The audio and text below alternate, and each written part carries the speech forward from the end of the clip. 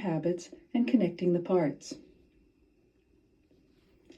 Please lie on your mat or on your floor and make yourself comfortable. If you find that you would like to have something underneath the back of your head so that your neck and your breathing feel very easy, use a folded bath towel. And using a folded bath towel allows for the head to be supported and yet also allows for your head to move and respond to the movement. Begin to settle into the floor and allow yourself to relax. Let your thoughts go of any work that you may have been doing. Let that slowly dissipate and begin to bring yourself to the way that you're lying on the floor. Should you need to make any changes at any time in your position to be comfortable, feel free to do that. You can move as much as you'd like. If you need to sit up or roll onto your side during any part of the lesson, I encourage you to do that before you start to feel pain, before you start to feel uncomfortable. Should you need to walk around a little bit in between, you can get up and walk around and come back to it. The only thing you have to do now is just pay attention to yourself, the rhythms of your breathing, and the kinds of sensations you can feel against the floor. Gently shift your attention to your heels and sense the way that the weight is resting on the backs of your heels. And notice, is it a little bit to the sides or is it more to the back? And feeling the weight on the back of the right heel, is it in the same place as the weight in the back of the left heel? Or is it a little different? And then shift a little bit up to your calves, and can you feel the way that your calves make contact with the floor? The broadness of the musculature in the back of the calves. Notice, is the weight a little bit more on the outsides or more towards the back? And comparing the left and the right sides, are they the same? Perhaps it's not possible to tell at this point, but if you start there by just bringing your awareness, by the end of the lesson, you may be able to notice things that were not quite so clear in the beginning. Now bring your attention to the space underneath your knees. What kind of space is there? Is the shape of the space the same on the left and the right sides? Feel the way your buttocks are and your legs. How do the backs of the thighs, the pelvis, make some kind of contact with the floor? Maybe it's the same, or maybe the thighs have a little less contact. Your right and your left sides are uniquely lying on the floor. It's different for each of us. Now going up to the lower back, can you feel that the lower back has some ability to contact the floor in some places and is lifted from the floor in other places? Sense the area of your middle back where your ribs rest. The large portion of your back includes your rib cage. Can you feel how the left and the right sides of the rib cage lie? And here you may find also that one side or one part of you touches more. Sense your shoulder blades. Does one feel a little more pointed or bumpy than the other? And how do you arrange your arms? Are your arms resting on your belly, or are your hands along the side? If your arms are on your belly, let your hands just rest there without interlacing the fingers. And if your arms are on the sides of yourself, are your palms facing toward the ceiling or toward the floor? How is the weight on the back of your head? Is there a little more weight or pressure on one side, as if you're turning to look one way? How is your breathing? As you start, what is the quality of your breathing right now, without judging it? Without saying to yourself, my breathing should do this or should do that. Can you allow yourself this freedom to just notice how it is? Can you feel the air as it comes in and out of your nose? As it warms the upper lip on its way out, and cools the upper lip on its way in.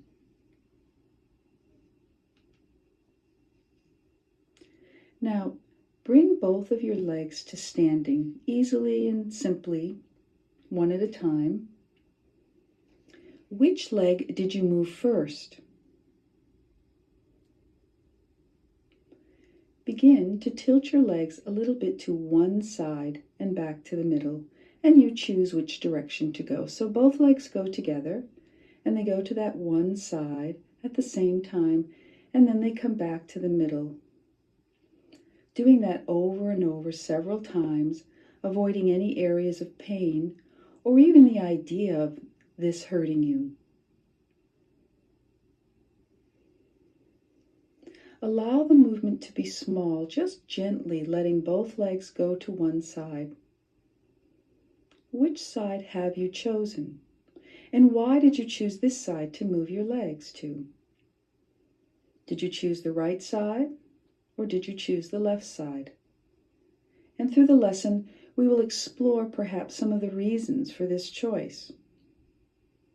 So staying slowly and easily, letting your legs continue moving to that same side, begin to sense what else happens as your legs tilt and come back. Can you feel the weight changing on your feet? How do your feet participate in this simple movement of letting your legs go to the side and back up again? Does the weight shift a little bit to the baby toe and the big toe sides? Or do your feet maintain the same kind of contact? Does one foot get a little more pressure on it? Rest whenever you need to, and then come back to the movement. And sense the area under your pelvis as you tilt your legs a little bit over to the side. How does the weight change on your pelvis? Or doesn't it?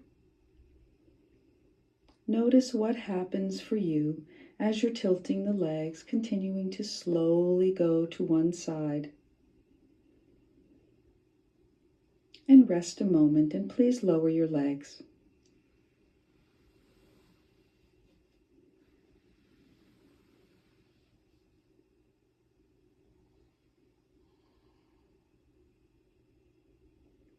And again, bend your knees and bring your feet up to standing one leg at a time. And using the same side that you've just been tilting towards, tilt your legs to that side simply and easily, observing how you breathe as your legs go to the side. Do you breathe out as your legs go over, or do you breathe in? And as you come back, do you breathe out, or do you breathe in? Or are you holding your breath? Could you begin to make the movement with the legs match your breathing? That the legs would mark the rhythm of your breathing. So as the legs go to the side, you breathe one direction, and as you let your legs come back, you breathe in the other direction, just gently.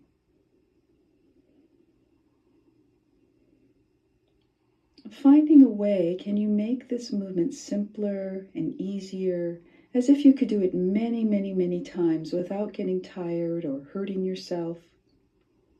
Can you relax the area between your eyes? Can you sense what's going on in your mouth and your tongue, and allow your tongue to rest? And finally, as your legs continue tilting like that, what's happening in your head?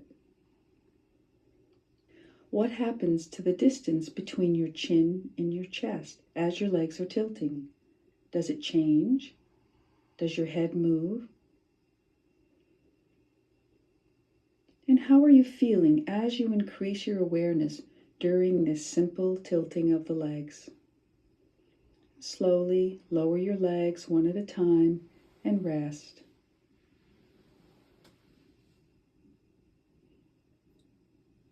Each time that we bring the legs down to rest, you may notice something else. Not that you have to or look for anything particular, because the nervous system is always on, it's always looking. Our nervous system is always noticing what's happening, noticing differences. And sometimes you might feel something like a side that feels longer, or a part of you that's touching the floor more or touching less.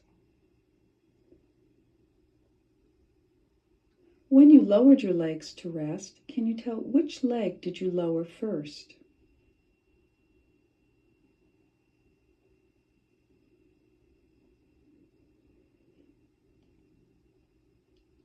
Now, would you once again bring your legs to standing, sensing the way that you do it, sensing which leg you bring up first? We'll continue with this moving of the legs and tilting the legs to the same side you were doing. Can you remember which side that was? Now, when you tilt your legs to that side, is that side the same leg which you brought up first, or is it the other side? Maybe there's a connection.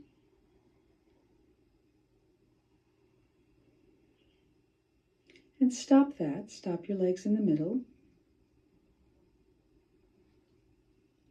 And begin to let your legs go now into the other direction, very slowly. Again, a simple movement. And as this is your second choice side, don't push it. Go gently. And feel what happens to the feet as you move towards this side. How does the weight shift? Do you tilt the feet, or do the feet stay flat? There are many ways of doing it. The question is, what is your way? The more that we become aware of how we are doing something, the easier it is to have choice to do that or something else. And how does the weight shift on your pelvis on this side? Can you relax your eyes? Can you relax your mouth and your jaw? Let your tongue rest and make a space in the back of your throat for breathing as you tilt your legs. Sensing the way the weight shifts. How are you breathing as your legs slowly and easily go in this direction? Could you let your breathing be a part of the movement so that your movement and your breathing make some kind of sense to you? Breathing out as you tilt the legs one way and breathing in as you move the legs the other way. Staying away from moving into any areas that are painful at all. Doing slower movement to avoid pain. And what's happening with your head? As your legs tilt towards this side, does your head stay still? Can you feel the chin moving toward and away from the chest? Or does your head turn? Just what is your habit? This connection between the legs and the pelvis and the head is a very early connection that we discover as babies, and it's essential to have this connection for learning how to move more easily. And bring your legs back to the middle and stop the movement, and once more, one at a time, just lower your legs down to rest.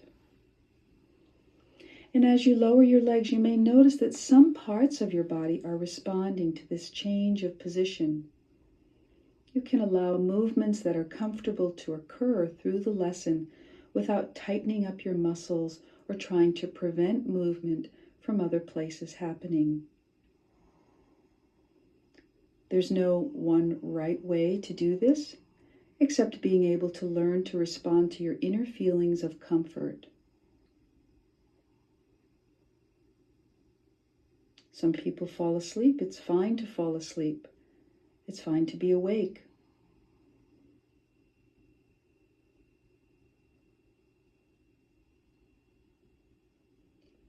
Avoiding any struggle with the lesson. Now bend your left leg up and bring the left leg up to standing so the foot is flat and the right leg stays resting long on the floor. This may be the leg that you have chosen to bring up first all of the time, or it might not be.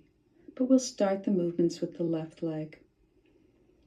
So with the left leg standing like that, can you feel the pressure of the left foot on the floor? And could you start to make a small press to increase the pressure there so that you could roll your pelvis very slightly over to the right?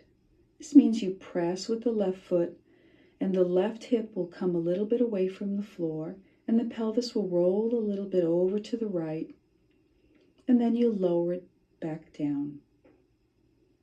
Now as you're pushing, what part of your foot do you push with?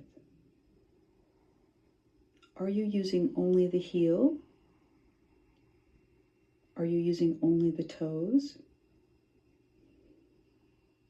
And do you begin your pushing and gently rolling the pelvis over as you're exhaling or as you're inhaling? Find a way that this pushing and rolling the pelvis also has some connection to your breathing. Don't hold your breath, but allow your breathing to occur as you're doing the movement, or you might even match your breathing to the movement.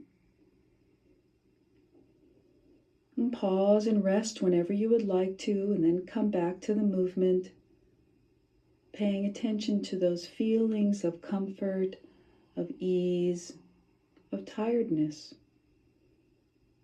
or of boredom, and stopping when the movement is not interesting to you.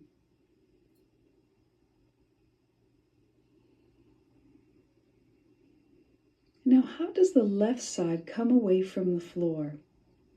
So as you press with the left foot and you lift the left side of the pelvis, what else can you feel following the pelvis and moving away from the floor? How does the left side of the rib cage follow?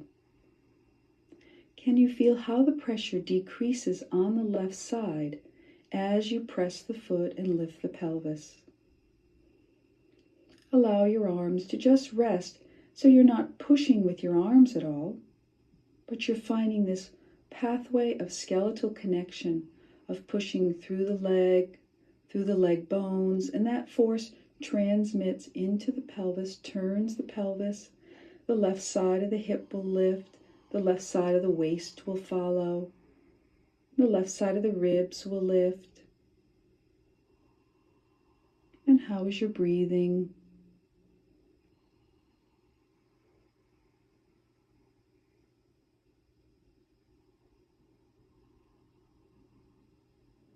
Bend the left leg again so the foot is standing in a comfortable place.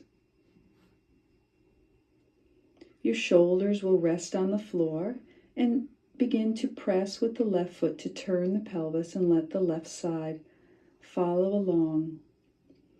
And this time, feeling how you come back, how you let your back return to the floor. So you're pressing with the left foot, you're doing the same movement we've been doing of pressing the foot and rolling the pelvis to the right. And as you come back to the floor now, can you find a way to return yourself back to lying flat by reversing the movement so that when you press with the foot and the pelvis lifts and then the waist lifts and then some of the ribs follow, as you come back, let the ribs come back first and then the waist, and then the pelvis is the very last thing to come back.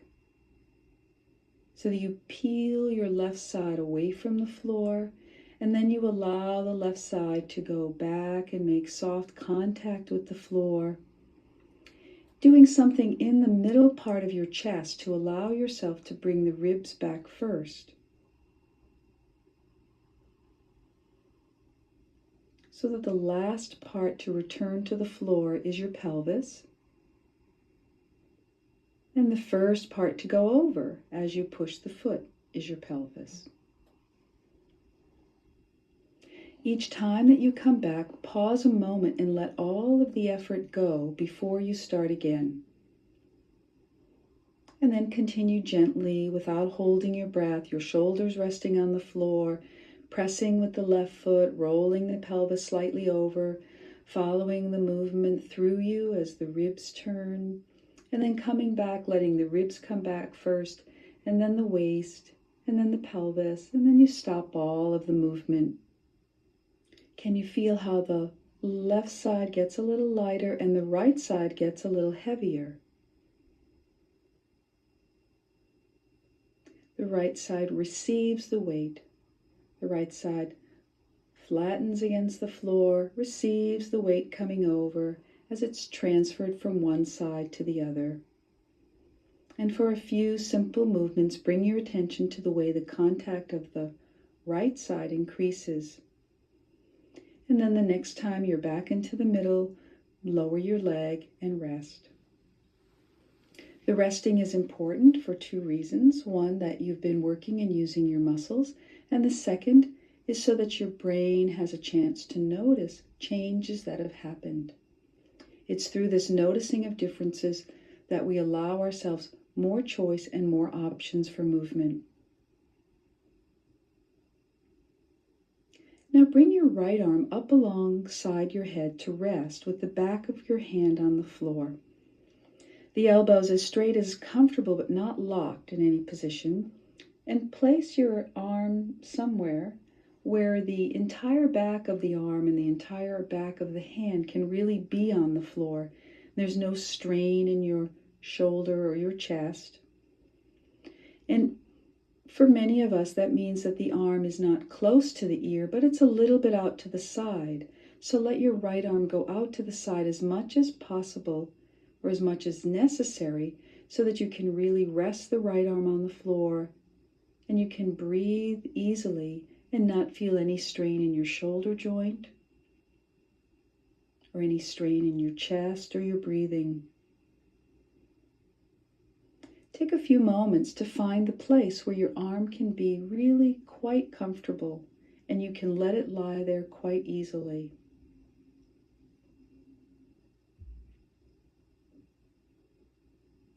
Then with your arm resting there, imagine your breathing could go into the right arm so that the arm is even more resting. And if you find through this exploring that it is really not easy for you, it's painful in any way, then bring your arm down as much as you need to so that there's no feeling of worry or fear or pain in the arm. The palm of the right hand is towards the ceiling. Now bring your left leg up to standing. And did you hold your breath as you lifted that leg? And press again with the left foot, shifting the weight over to the right side. And now sense the way the weight can go into the right shoulder.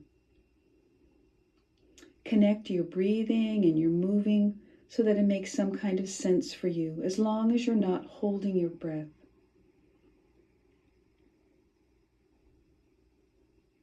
As the weight continues to the right side and you feel more pressure on the right shoulder, allow your head to turn slightly to look toward the right arm as you do this.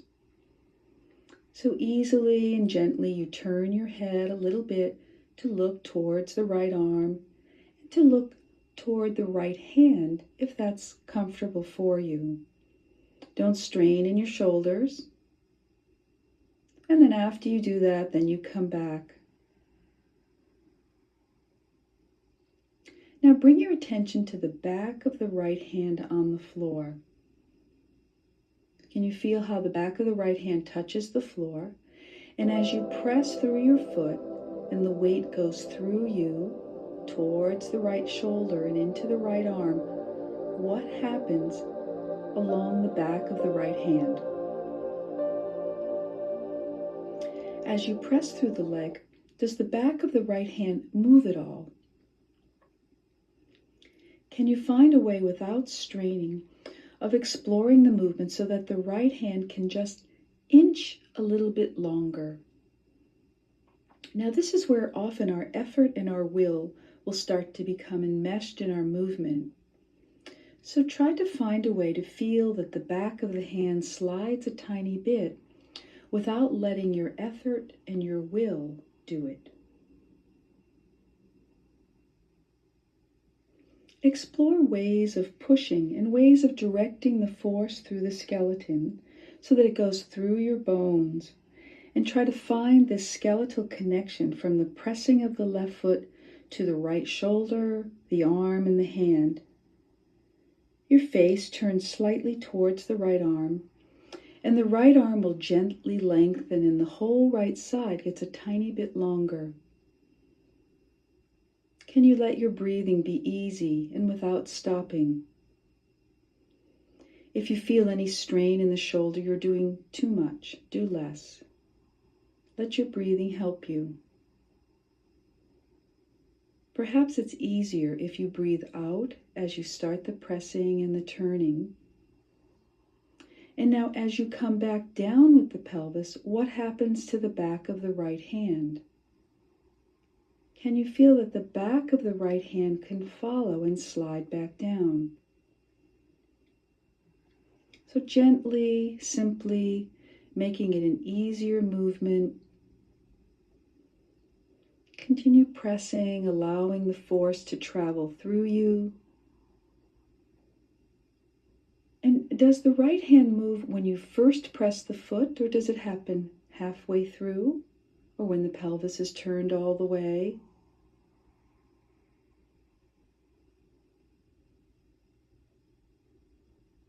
And then bring yourself down, bring the leg down, your arm down, and take a rest.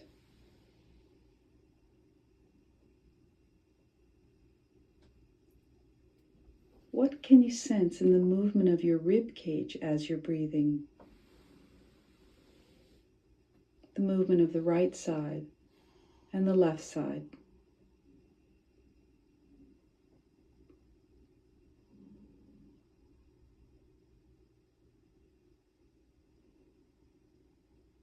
And now please bend up the right leg. Bring the right leg to standing, and the left leg will remain long on the floor, and we'll do the same thing now, exploring on this side. This side has the benefit of what you've learned on the other side about the movement. And we'll start with the arms both just resting along your sides first.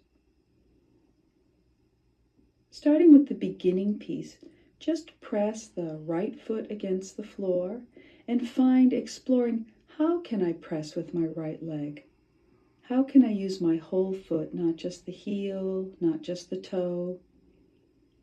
The knee stays toward the ceiling, so the leg's not tilting one way or the other. The knee stays standing. And did you choose a good place for your foot? As you do it, you may try another spot, a spot that really allows you to press a little bit, and the force will go through your leg bones into the pelvis and continue turning the pelvis so that now the left side of your pelvis gets a little heavier. The left side of the ribs get heavier. And you may feel the weight going up into the left shoulder. As children, we learn how to move by trying many different ways. It's a kind of learning called learning by exploration. It's how we best learn new skills and movements. We try hundreds of variations until we hit on the one that feels the easiest and the best.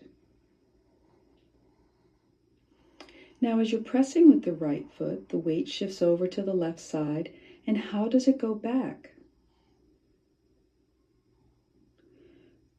Can you unpress or return to the beginning position by reversing the movement so that as you come back, the ribs come back first, then the waist, and then your pelvis? And as you press and go over, you feel the pelvis on the right side peel away from the floor, the waist peels away from the floor, the ribs, the left side gets heavier, and then as you return, you connect again. Replace the right side, starting from the upper part of your back, through the middle part, the waist, and the pelvis. And what is your head doing in response? Do you turn your head with the movement? Do you keep your head very still? Try letting your head be free in space in the back of your throat so that your head could respond a little bit to this simple movement. And then the next time you come back, gently lower your right leg and rest and pause. And perhaps at this point there may be something else that you notice, such as changes of pressure or a sense of width. Or maybe there's a relaxation of your eyes.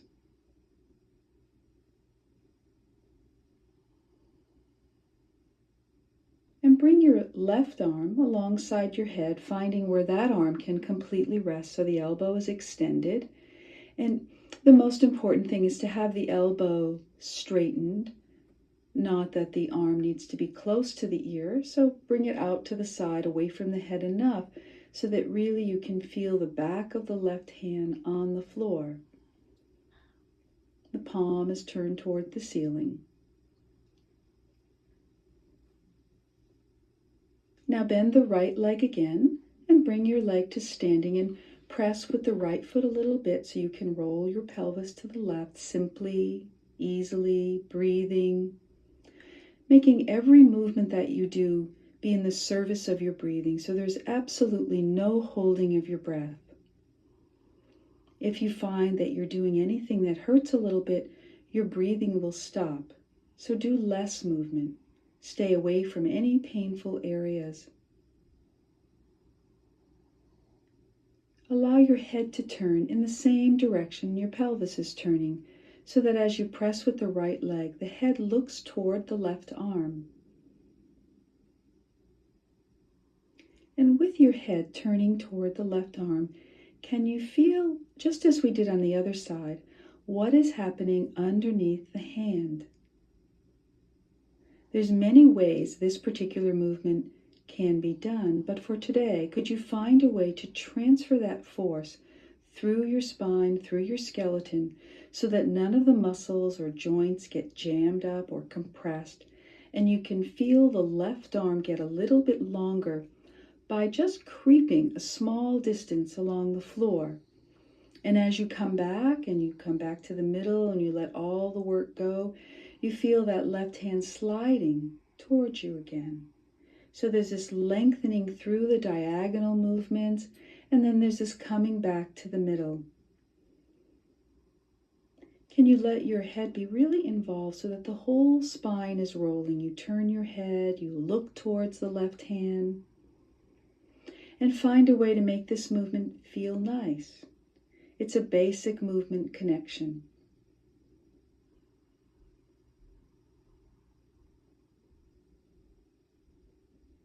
How does all of you on the left receive the weight coming over?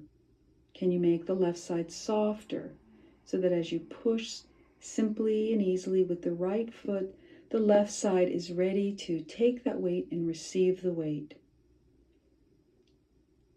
Then come back to the middle and lower your leg and rest again.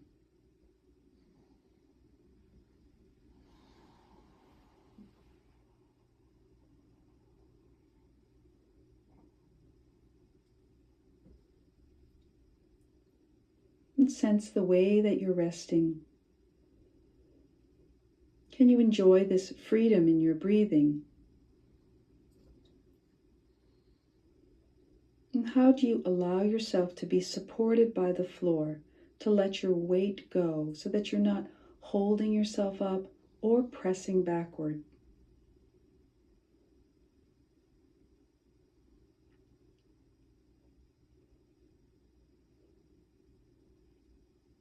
And bend your legs one at a time to bring them both up to standing. And simply tilt the legs from one side to the other, gently breathing, going in one direction and the other. And now as you do that, how do you feel this movement of your head? As your knees go to the side, can you sense that there's a small pull and the chin goes a little bit toward the chest? And as your knees come back to the middle, your head returns and the chin returns back to its starting place. Now please bend both legs one at a time. And bring them up to standing and simply tilt the legs from one side to the other, gently breathing and breathing as you go from one side to the other. And as you do this tilting now, how do you feel the movement in your head? So that as the knees go to the side, can you sense that there's a small pull on the head which makes the chin go closer to the chest, just a little bit. And as your knees come back to the middle, your head returns and the chin goes back to where you started. Can you follow the flow of this movement as each part of you comes along sequentially?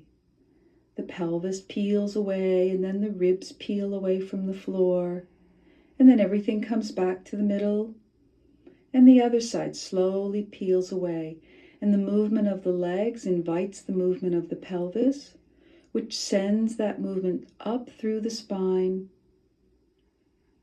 adding each vertebra to the movement until it gets to your head and affects the movement of your head. And the next time your legs are in the middle, please lower them one at a time. And sense the way that you lie now. How is the weight on the back of your heels and the backs of your calves? And do your thighs make contact with the floor? Your pelvis?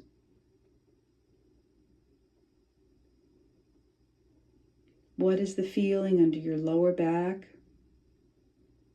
your ribs, your shoulder blades and arms?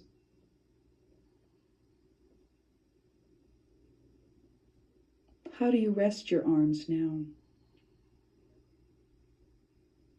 Where is the weight on the back of your head? And what is the quality of your breathing like? For breathing, we really don't have to do anything. It's a very receptive state. And if we just allow the freedom of movement to be there, the air will be there. And we will breathe in, and we'll breathe out. And we'll breathe in, and we'll breathe out.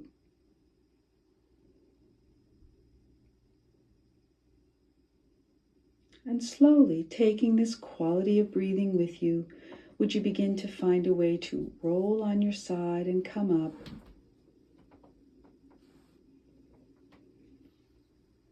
And as you stand, how is the weight on your feet? Is it more toward the heels or more towards the front? And with your eyes open, where does your gaze go? Can you find the horizon of whatever room you're in, as if you were standing in a field looking out at the horizon, and imagine that your eyes are able to be on this horizon as you slowly walk around.